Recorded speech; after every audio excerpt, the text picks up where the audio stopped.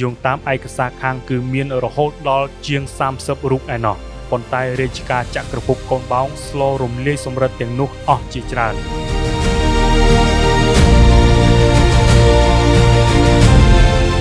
ប្រិយមិត្តដោយសារខ្ញុំកំពុងស្រាវជ្រាវបណ្ដានិងផ្សព្វផ្សាយបង្ហាញជូនបណ្ដាផងដែរដូច្នេះខ្ញុំបានបំបែកវីដេអូជាភាគជូនប្រិយមិត្តដែលភាគទី2គឺនិយាយអំពីរូបចម្លាក់សម្រិតទាំង5របស់កម្ពុជាយើងដែលត្រូវបានសៀមប្លន់យកពីក្រុងអង្គរប៉ុន្តែត្រូវបានភូមាប្លន់យកពីក្រុងអយុធ្យានៃប្រទេសសៀមយកទៅកាន់ប្រទេសភូមាហើយបច្ចុប្បន្នគឺតម្កល់នៅប្រទេសភូមាបាទ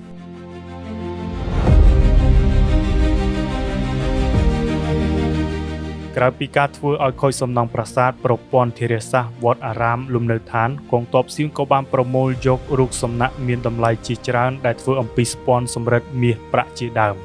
ពិតណាស់យោងតាមខ្លឹមសារប្រវត្តិសាស្ត្រនៅពេលពួកសៀមចូលឈ្លានពានប្រទេសកម្ពុជាយើងនិងវាយបែកក្រុងអង្គរនៅឆ្នាំ1352ហើយនោះពួកវាបានគៀប្រជារាស្ត្រខ្មែរនិងទ្រព្យសម្បត្តិជាច្រើនពីប្រទេសកម្ពុជាយើងដឹកជញ្ជូនយកទៅក្រុងស្រីអយុធ្យានៃប្រទេសសៀមពួកវាបច្ចុប្បន្ននៅក្នុងរាជវាំងប្រទេសថៃដែលឃើញមានរូបចម្លាក់តោជាច្រើនទៀតធ្វើអំពីស្ពាន់និងសម្រិតដាក់តាំងនៅច្រកទ្វារហើយដែលសុទ្ធសឹងជាចម្លាក់តោរចនាបថខ្មែរសម័យអង្គរដូចជារចនាបថអង្គរវត្តរចនាបថបាយ័នហើយតាមការប៉ាន់ស្មានគឺអាចត្រូវប្រមូលទៅដំណើរគ្នានឹងរូបចម្លាក់ដែលភូមាវាយកទៅបន្តទៀតនោះ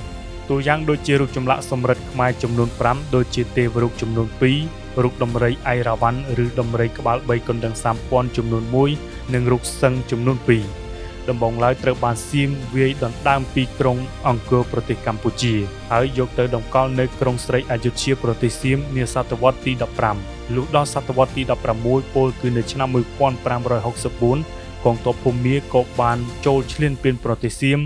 និងបានវាយបំបែកក្រុងស្រីអយុធ្យាដែលពេលនោះហើយដែលភូមារាមាញ់ដឹកជញ្ជូនទ្រព្យសម្បត្តិទាំងឡាយពីក្រុងស្រីអយុធ្យាទៅក្រុងហង្សាវតីនៃប្រទេសភូមាបច្ចុប្បន្នក្រុងហង្សាវតីត្រូវបានប្តូរឈ្មោះហៅថាពេហ្គូនៅឆ្នាំ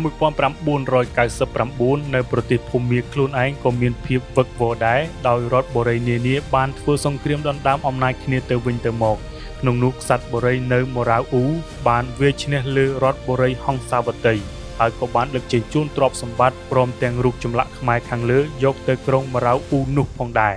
ក្រោយមកទៀតរាជវង្សកូនបោងរបស់ព្រះមហាក្សត្រអង្គលួងពញាឬអាលួងផាយ៉ាក៏បានបង្រួបបង្រួមរដ្ឋបូរីទាំងឡាយនៅប្រទេសភូមា